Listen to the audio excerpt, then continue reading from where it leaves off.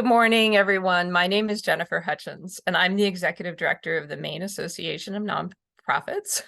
And welcome to MANP Connects. We're celebrating a really important MANP Connects today. Yes, I have incredible guests that I'm really excited to introduce you to. But first, I just want to celebrate. This is our 50th MANP Connects. Yes, the big 50. And if Zoom really had all of the bells and whistles, we'd have like gold sparkles like spirting off all around the screen right now. 50 times. We started in April of 2020 to bring each other together to share information at a very critical juncture when nonprofits were really scrambling to figure out just the basics of how to stay safe as individuals, but also provide for our communities, which is what we do every single day. And so we've been bringing you all together to provide you that information. And then we discovered that beyond the information, it's the connection. It's finding out that you have colleagues all across this amazing state doing really incredible work.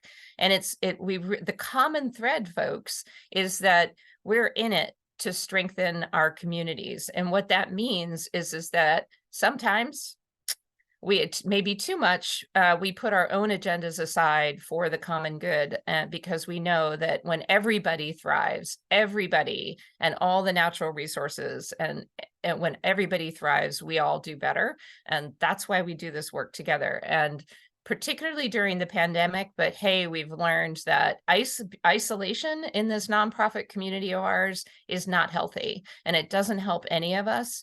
And if MANP Connects can provide for you all one brief respite once a month for 45 minutes to remind yourself that you are not alone, that you're doing really, really important work, and that the system has been set up so that it's really challenging for us sometimes to get to that place where we all want to get, but we're all trying to figure it out together. And I hope that MANP Connects has been that place for you. Before I get started with the bulk of the conversation this morning, I do want to thank our sponsors, Harvard Pilgrim Healthcare. Harvard Pilgrim have been really amazing supporters and partners of ours prior to the pandemic, but particularly through the pandemic, as many of our corporate sponsors and all of the ones that you'll be meeting with today have really genuinely stepped up in the last 3 years, recognizing how critical nonprofits are to our community. And so today, one of the themes is taking a little extra time to talk to and appreciate our partners in the corporate community. One thing I will note is Harvard Pilgrim Healthcare is a nonprofit themselves and recently merged with Tufts Health Plan Healthcare in Massachusetts. And so one of our guests, Caitlin Sullivan, is representing the Point 32 Foundation. So as a result of that, so that's what we're doing today, is taking some time to talk with our partners in the corporate world about how to have healthy partnerships, because it is definitely together that we're going to be able to provide the longer term sustainability and resilience of our communities. Yeah, so I'm going to take a deep breath, because some of you, as you're coming on, are just going to learn that I've already had a morning, as they say, and I was not planning to Zoom in from my basement. And so I'm just going to take a deep breath, and if you'd like to join me, you can. Okay. I'm going to start this morning by inviting Janice de Lima from Norway Savings Bank to the screen. I'm really delighted that Janice was willing to come and talk to me this morning. Number one, because I just think she's great. Janice and I met well, we met before then, but we participated in the Leadership Maine program through Maine Development Foundation. And we discovered, yes, hey, Christy, I see Christy. And when Janice and I were in the same group. And she's such a thoughtful person about what it takes to create work shared work together that does better communities, she's a really valuable asset to our state. And I'm just excited as a friend and a colleague to invite Janice to the screen. Are you there, Janice? Where are you? Oh, there you are. Hi. Morning, everyone. How are you doing? I'm doing great, and I haven't had the morning you have, so well, yeah, it doesn't look like you're zooming in from your basement. Yeah, but that deep breath really helped. Thank you. Oh, good. Oh, good. Janice, can you introduce people to what you do at Norway Savings Bank and a little bit how, from your perspective with the bank, how do you interact with the community? In what ways? How does that work? I'd love to do that. And before I start, though, I just want to say that first off, I know some of you. I can see familiar faces, but MANP and particularly Jen do such a phenomenal job sort of explaining to the rest of us how valuable the nonprofits in Maine are, and from the number of jobs you create, but more importantly, the impact you have in the community. And it just is breathtaking to see the breadth of nonprofits we have in our community, as well as the work you're involved with.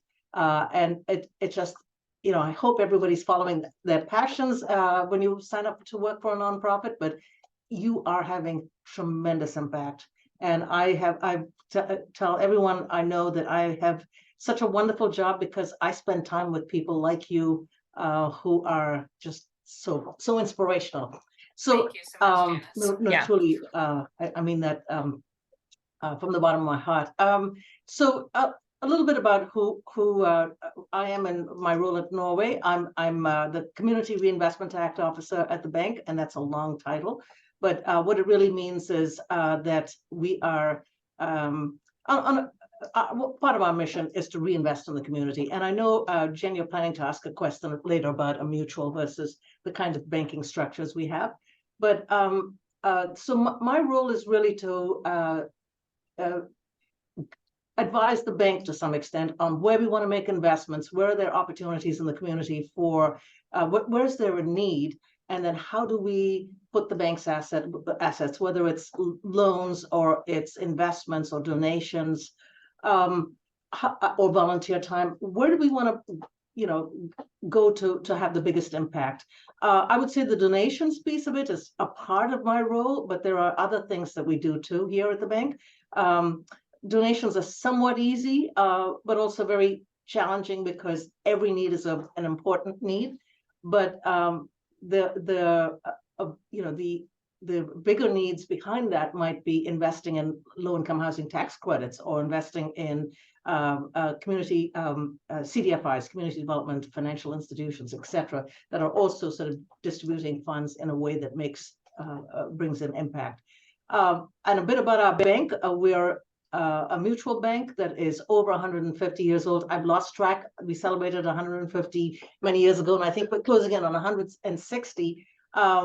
We're founded in Norway, Maine, and it was a small town bank, if you will. And here we are, a little shy of $2 billion in assets, and we really are. Well, let me step back and say, Maine is so blessed to have as many community banks as we do, and I think you have a couple of other community bankers on this. We're just very lucky to have community banks because, and this is just me personally, all of us live and work in the places that we are in Maine, and so everything we do, we know we're having impact, and so we sort of live by our own values, if you will. And I think there isn't a community bank in Maine that I know of that isn't doing exceptional work and living to very high standards. And when you compare us to sort of large regionals or national banks, we're a little different because all our decisions are made very, very locally. And so I'm very proud to be a part of this bank. And I think I'm gone on too long, so I'll stop there, Jen, if there's anything. But I also want to say a shout out to anybody who's done Leadership Maine. If you haven't done it, ask Jen and myself, and there was somebody else on from our group. It is a great way to get to learn about this great state we live in. It's just a wonderful way to get to know the state. Yeah, Janice and I really bonded over thinking about how to support the Maine economy and how that leads to prosperous Maine communities. It's great program. Can you, I know there are probably a lot of people on this call, Janice, who'd like to learn a little bit more specifically about Norway and your priorities. Do you have specific communities that you focus on in Maine, or how do you define your service area and your priorities? Good question. So as we're a mutual bank, and what that means is what makes us different than a stock-owned bank is we are not owned by any individual or any entity. Instead, our owners are our depositors, if you will. And while they don't have any capital or they're not really stockholders, we're really sort of beholden to make our investments and keep our business in the market area in which our depositors come from.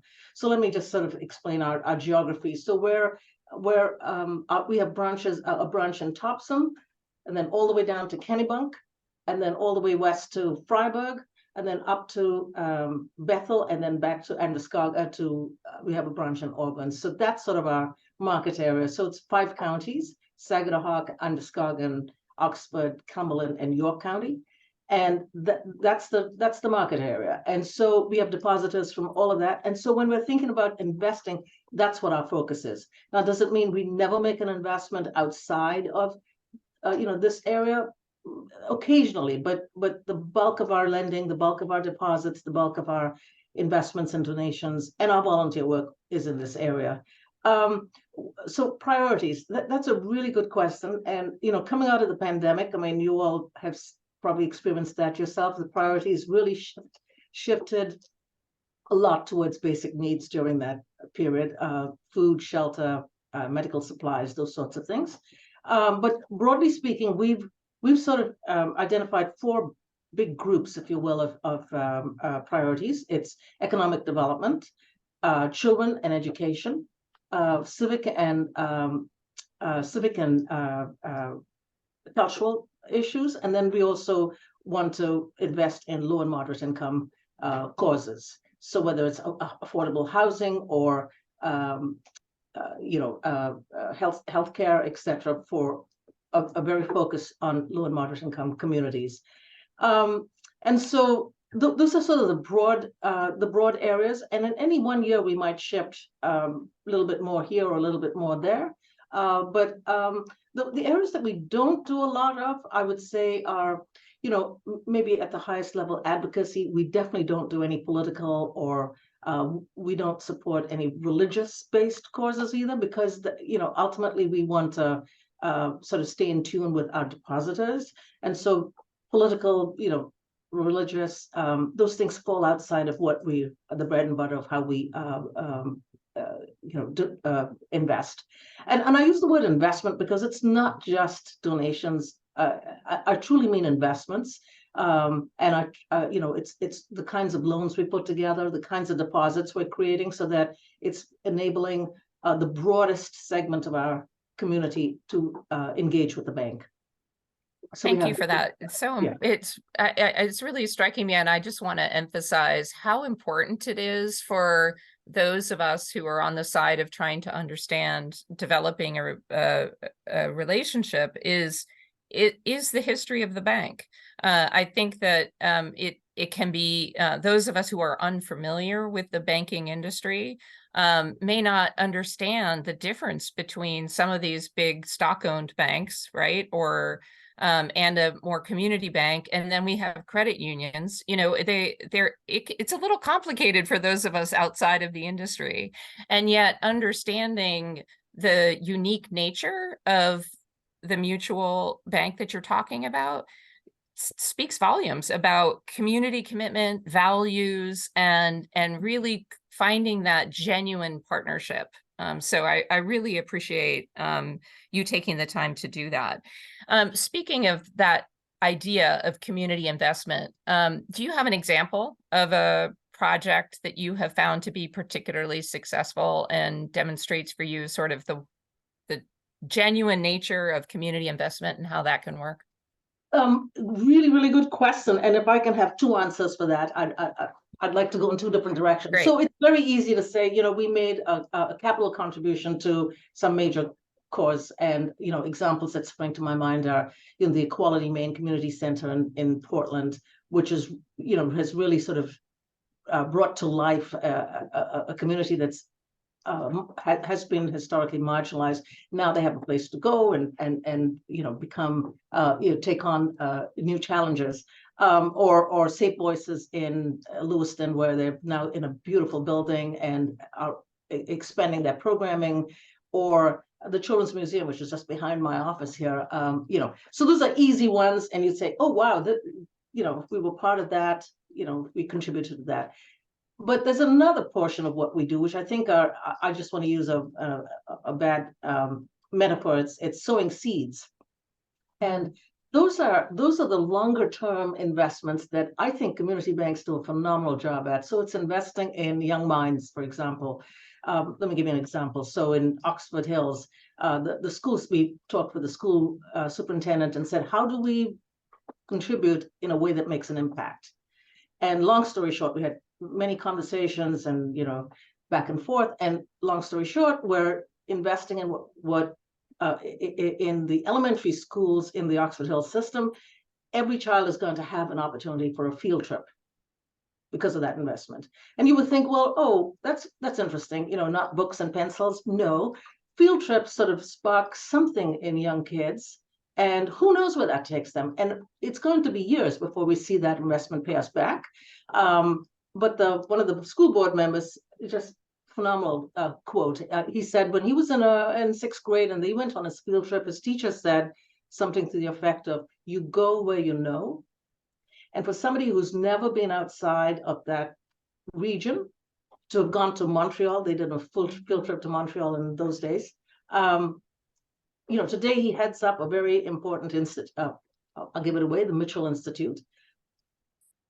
That this gentleman is remembering something, a field trip from way back, and look where it's taken him. So I think those are.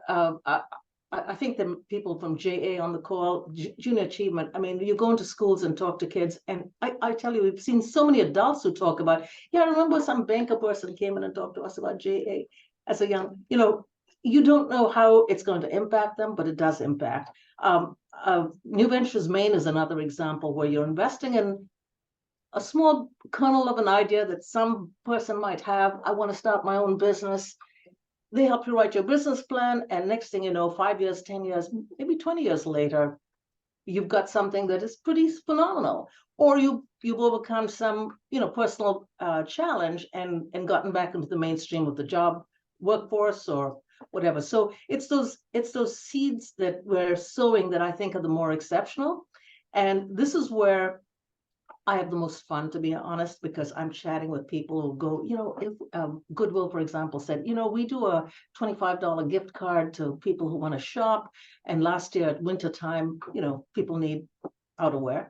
And we thought, what a good idea to put some money into that cause. And, so it's the seedling that I think, and all of you know what I'm talking about, because you're all sowing seeds every day.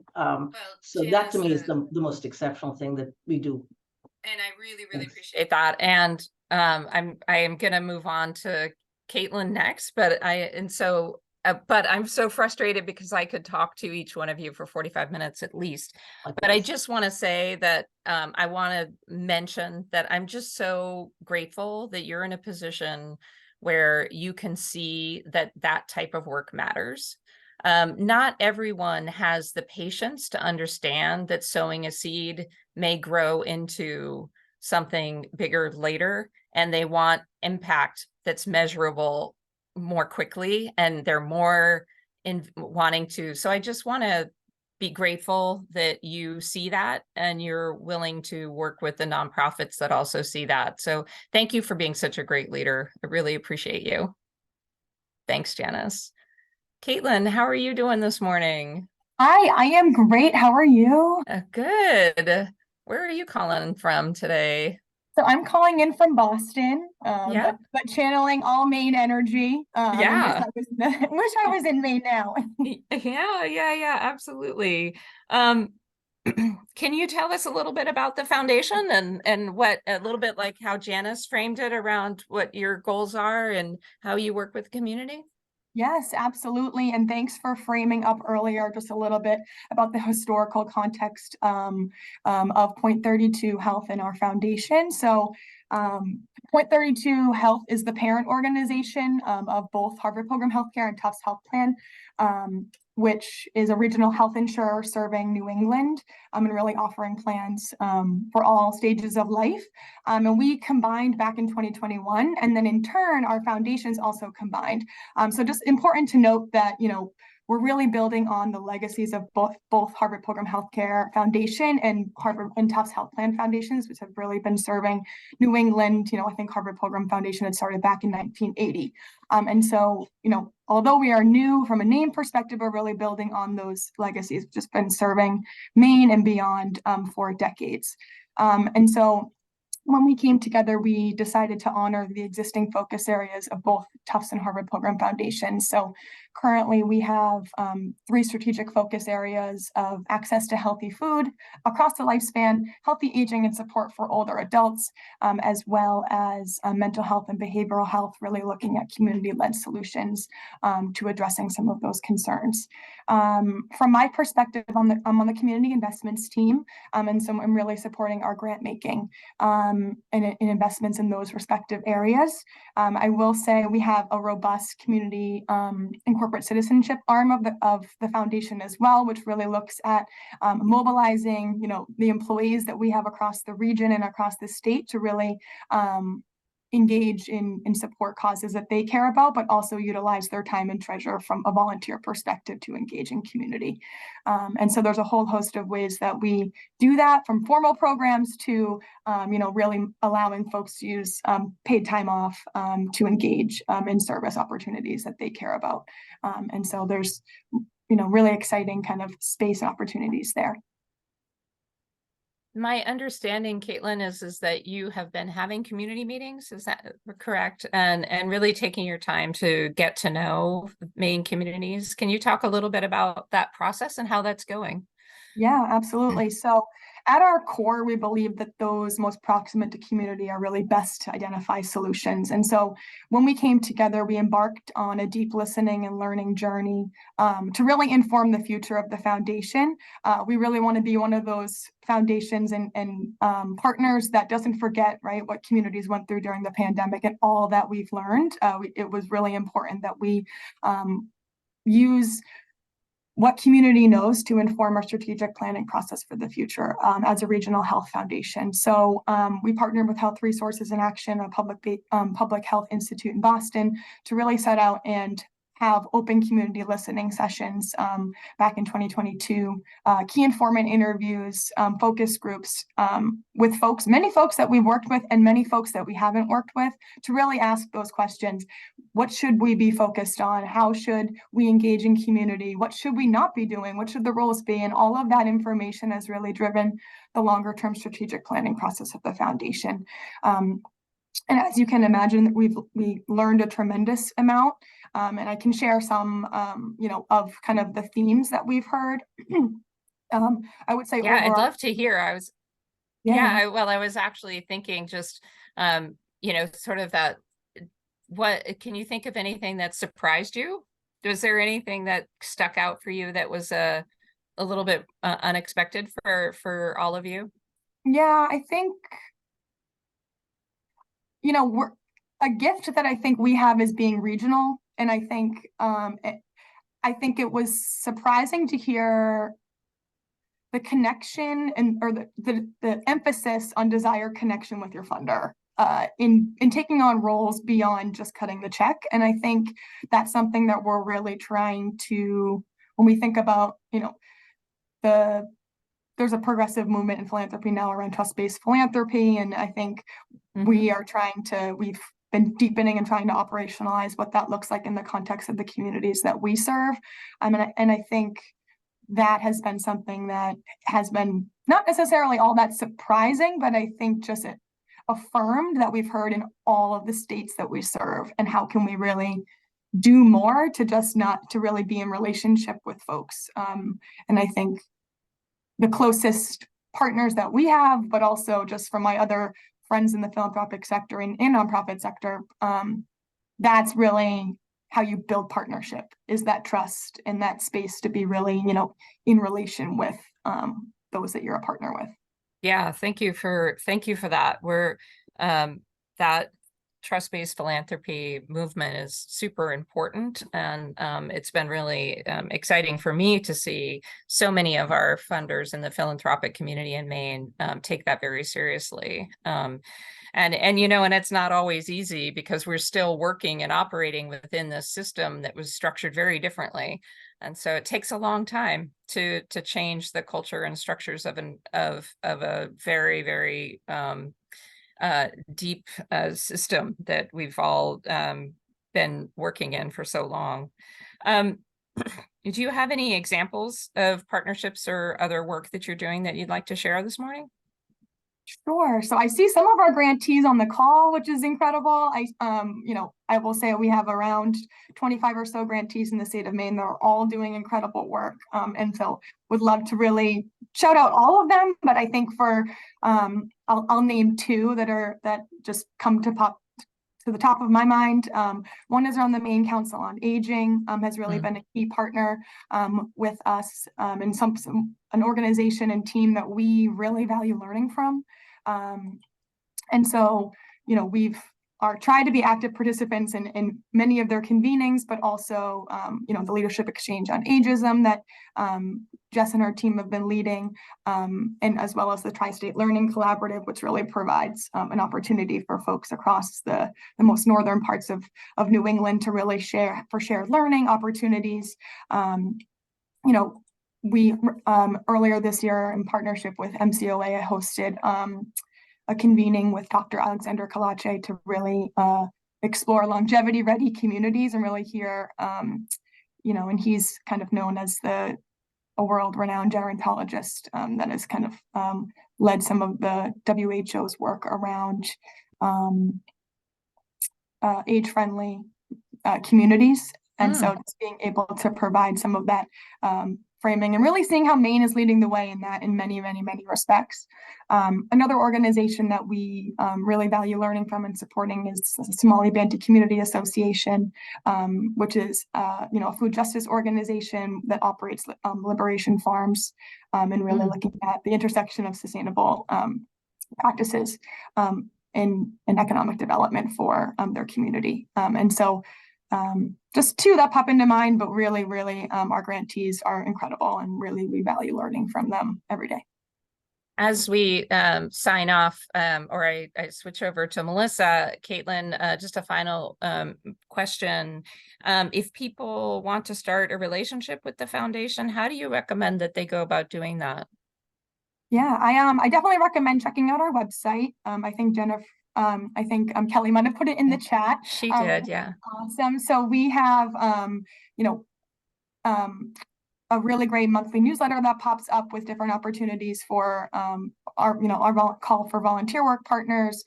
We also have open office hours on our website, so where you can meet with the community investments team, myself and Philip and Christina, with weekly time set aside to really discuss your priorities.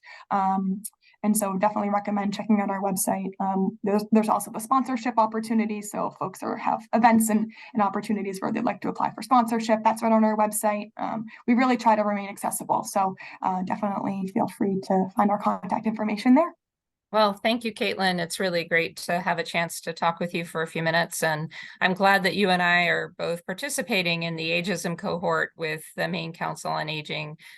Jess and her team really are being leaders in the nation around this issue of understanding how we discriminate against older adults. So thank you so much. It's great to see you this morning. Have a good Friday. Thank you. Okay. Hi, Melissa. Where are you? Good morning. How are you doing? Good. How are you this morning?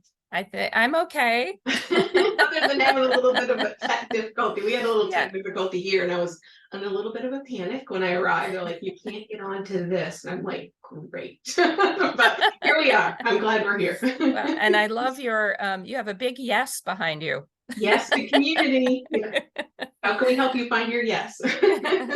Well, welcome. But there's Nick from the Grand and Catherine is from Institute for Family Owned Business is both putting in the chat from reminding us all that there are many community banks and partners out there that are really genuinely share many of the same values that those of us in the nonprofit community have. And I would definitely say Machias Savings Bank's right up there with everybody else. So tell us a little bit about the areas you serve and how, you've heard both Janice and Caitlin at this point. Tell us a little bit about the bank and your work there. Absolutely. So the bank was started in 1869. We're very similar to Norway. Everything that she spoke of is very close to how we believe and how we were formed. We're a mutual held bank. But our regions go from Portland all the way to Caribou along the Rim Coast. So each branch is different. It may be a very rural location, like a Danforth, compared to a Portland location. So we have to identify the needs in those markets and how can we take the philanthropy and help them to move Maine forward. Yeah. So how do you guys go about doing that? Well, it starts with your strategic focus, and we have a mission of improving the financial health of our communities, but we also have a purpose statement, and that is how can we partner to help create thriving communities? So in everything that I do with our philanthropy dollars and our volunteer work is how do I tie that back? How do you create passion with your employees to volunteer? How do you make sure your dollars are working for the bank, but also working for the community? I've had many regions say, I don't know what we do without you, because without your dollars, I don't know if we continue to survive in their nonprofit world, which is, it's humbling, but it's also exciting at the same time. Like, how can we make it better? How can we do better? How can we partner and collaborate more and make those improvements? Yeah, and I know that Machias has is really committed to inspiring your employees to get involved. How does that work? If I'm a teller at the Machias Savings Bank in Portland, what might I find out about how I can help? We have many layers. It starts with our culture and it's from the top down, but we also have 5 employee engagement programs. I like to call it the giving hand. To help folks remember, and each one of those programs is geared towards the employee and their passions. The first one is Hours for Hours, and how we pay employees up to 20 hours per year to volunteer with a nonprofit that they're passionate. It might not align with our policy on donations, but if they're passionate about a local religious organization or a political organization, we say, go ahead. If you want to volunteer there, that's fine. We think that's wonderful. That's where you believe. Then I also have our donation funds that I try to tie donations to dollars and time, so that it's not just a paycheck, not just a donation check, but we also have the volunteer work behind that. And I do some work in our software when I have a nonprofit reach out, like, what have we done in the past? What have employees done for volunteer work there? And we start with that foundation, but we have those programs that are layered. So we have the 20 hours a year, and then we have dollars for doers. So if you volunteer more than 40 hours in a year, which the average for our employees is 42 hours a year per employee, then you're going to get a branded article of clothing that says community. And I try to get something really nice that employees are like very excited to earn. The next layer is if you have 40 hours in one organization, we're going to make a $200 donation to that organization in your honor. Now, if that falls under political or religious, I reach out to them and say, hey, what's the nonprofit that you were passionate about, but you didn't donate your time? So we can give that $200 in your honor. The next layer is leveraging leaders. And if you are on a board or a nonprofit, which we have 91 employees out of 315 that are on board and some level, then we're going to donate $200 to that board and that nonprofit in your honor because of your passion. And then we have employee matching. So up to $500 per year, we up that from $100 this year. So where you make donations to nonprofits, we'll match that. Again, if it doesn't align with our not political or religious, then I'll say, well, what else would you like that funding to go towards? And then we have help from the heart. So instead of casual for a cause, after the pandemic, a lot of us are dressed down in the back office every day. So we changed it to help from the heart. And that's employee funds. So they can give that to individuals, anything in the community that they want to donate those funds for. So if someone had a house fire last year, we had an employee that lost her home. The bank came together and gave a large amount out of that help from the heart, because each branch location has their own GL that the funds come from. Mhm. So it's finding those passions and trying to support those passions that keep them energized to help make a difference. Yeah, I love how you're just being so thoughtful and creative about how to make that connection for employees and living up to the values of the bank.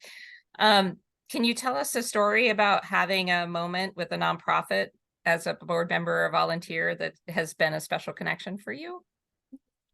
Part of my role, which I think it has evolved since I started it. I've been with the bank for 28 years. I was in retail management, and I switched over to the funder side 5 years ago, was building connections. Since I started back in 1995, it was build relationships that last forever. That was our mission. So it holds true in everything that you do. Those relationships matter. Network, be out there, make the connections. And I find that just this week, I was counting as I prepared for today, I think I made 5 introductory emails to nonprofit saying, hey, I think you have aligned priorities, and I think you could do some great work together, or at least help each other. We do the same thing with our grant luncheon. So we recently had 21 grants awarded, and then we brought them together for a luncheon where they each speak for a few minutes on what their work is, and then they sit and they network. And I've since then, they've emailed me that they'd like all the email addresses. So those that are out there, because I see a couple, I'm going to send that email. My apologies, it didn't come out this week, but they would like to be able to network beyond their luncheon network. I'm going to ask you the same question that I asked Caitlin. If someone wants to start a conversation with the bank, how do you recommend they do that? Oh, reach out, definitely, by email, call me, send me a LinkedIn message, any way that's easiest for you. I read the grant applications and donation requests, and it's one thing to see them on paper, but I like to visit, especially if it's a larger donation over $5,000. I want to go see the work, and it always comes to life, and it's more meaningful. And I usually come back and say, oh my goodness, we got to do more, because this is what I saw happening at that nonprofit. And to get granular, like for me, pull at my heartstrings. If anything, my passion is youth. And when I first started, Larry said, talent's everywhere, Melissa, but opportunity is not. I want you to link those opportunities to our regions, and especially with the youth, and see what you can do to make a difference. So junior achievement, JMG, jobs for Maine grads, and then Jumpstart, those types of organizations that we can make a difference. And how can I engage my employees to make a difference? And youth is always something that everyone's involved in. They want to have those kids have a successful life. And just like she spoke of earlier, those seeds may start small, but down the road, you don't know what's going to happen. And you have one quick example, if I can stay on that. Please. We supported the Eastern Maine Skippers program, as a lot of our regions are involved with aquaculture. And they have to do a presentation at the end of the year.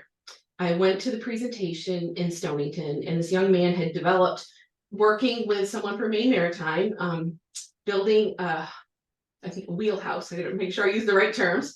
And so you could learn how to drive a lobster boat before you got on the water. So it had a screen, it had the wheel, and it would crash into some rocks.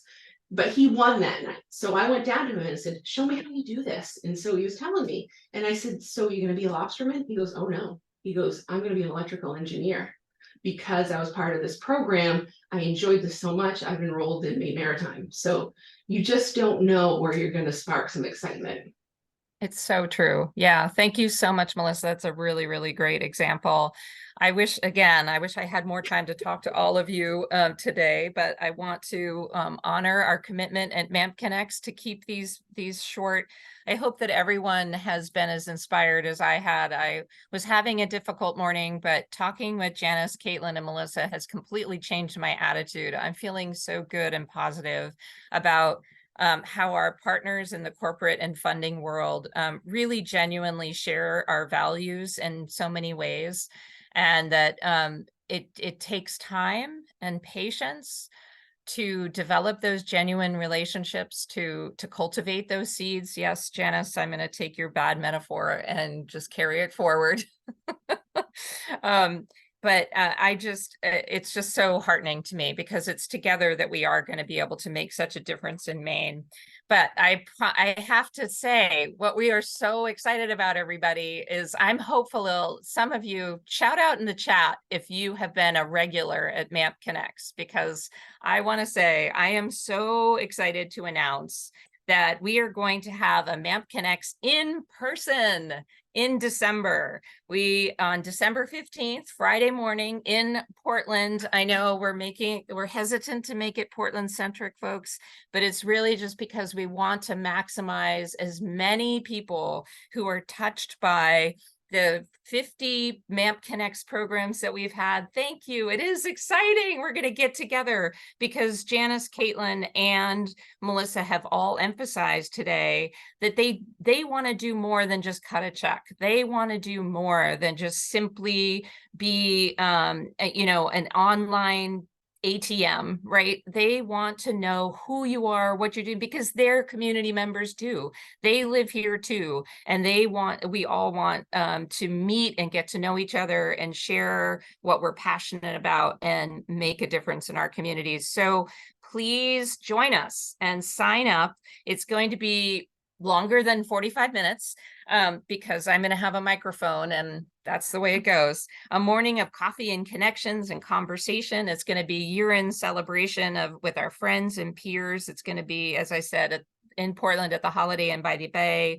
Link to register in the chat box. And I'm really excited that businesses are already signing up to support us in that. Harvard Pilgrim Healthcare, as well as Whipley, the CPA firm, the Bulos Company, Camden National Bank, Roundtable Technology, your part-time controller, lots of great sponsors that are willing to come, and they want to celebrate with you and be there. So please join us. The theme is going to focus on one of the areas of focus for MANP over the next few years, which is we're calling it inspiring change, but it's really about that idea of making sure nonprofits are getting a seat at the table when it comes to our partners in government in particular.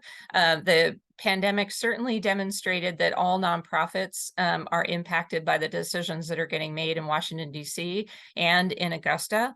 And I was really proud to serve on the governor's economic recovery committee back in 2020. And I also learned that there's a lot of misinformation about what it takes to support nonprofits in a thriving economy. And so we are wanting to focus on productive ways that nonprofits can be partners with business and government in developing the solutions that make our communities thrive. So that's going to be the topic. We already have Gabriela Alcalde from the Sewell Foundation as a guest, as well as Julia Trujillo from the Department of Economic and Community Development.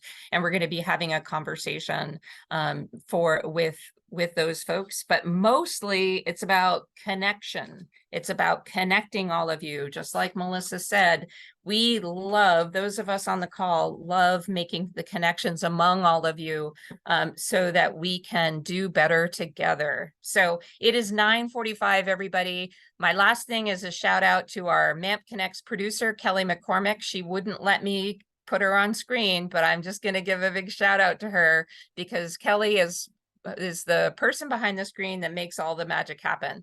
So everybody have a great weekend. I appreciate all of you. Thank you, and see you in another time. Bye.